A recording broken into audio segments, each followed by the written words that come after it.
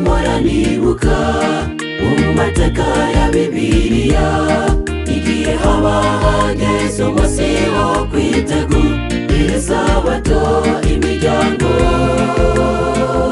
12 yaraterana igatangura kubwirana amakuru meza, indirimbo z'urufaya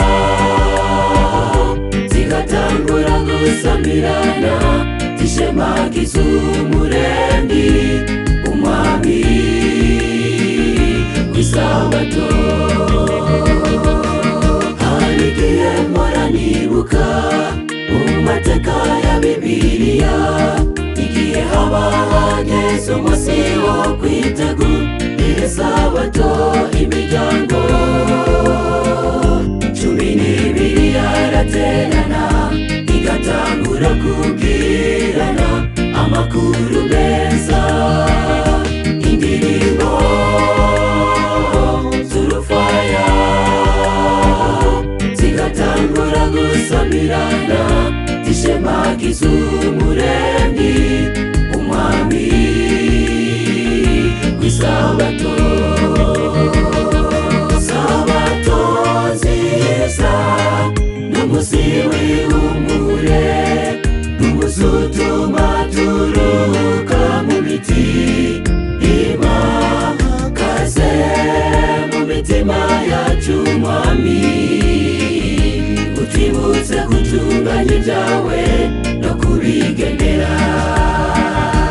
Sabato nziza n'umunsi w'ihumure, n'umunsi utuma turuhuka mu mitima, kaze mu mitima yacu, mwami utwibutse gutunganya ibyawe no kubigenera.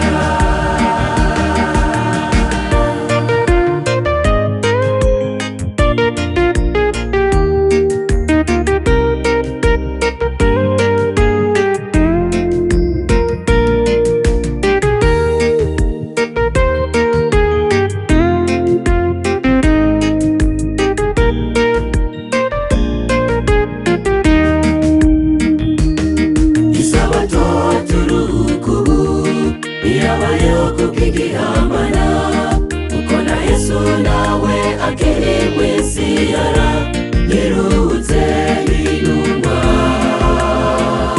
12 zararuhutse, isabato iboneka mu Vyanditswe Vyera, no mw'isi nshasha tuzohora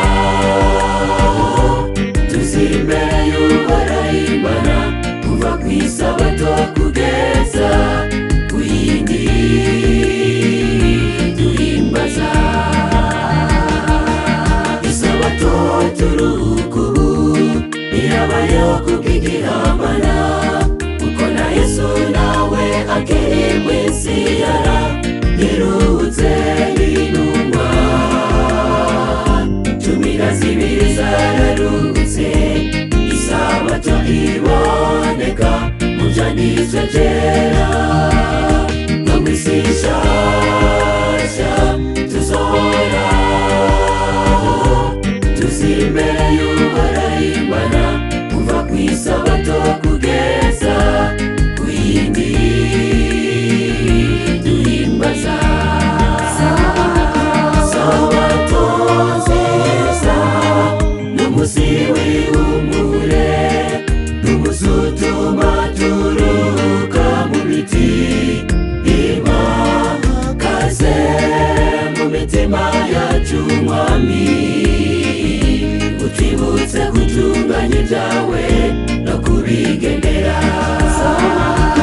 Sabato nziza n'umunsi w'ihumure, n'umunsi utuma turuhuka mu mitima, kaze mu mitima yacu, mwami utwibutse gutunganya ibyawe no kubigenera. Kaze mu mitima yacu, mwami utibutse gutunganya ibyawe no kubigenera. Kaze mu mitima yacu mwami, utibutse gutunganya ibyawe no kubigenera.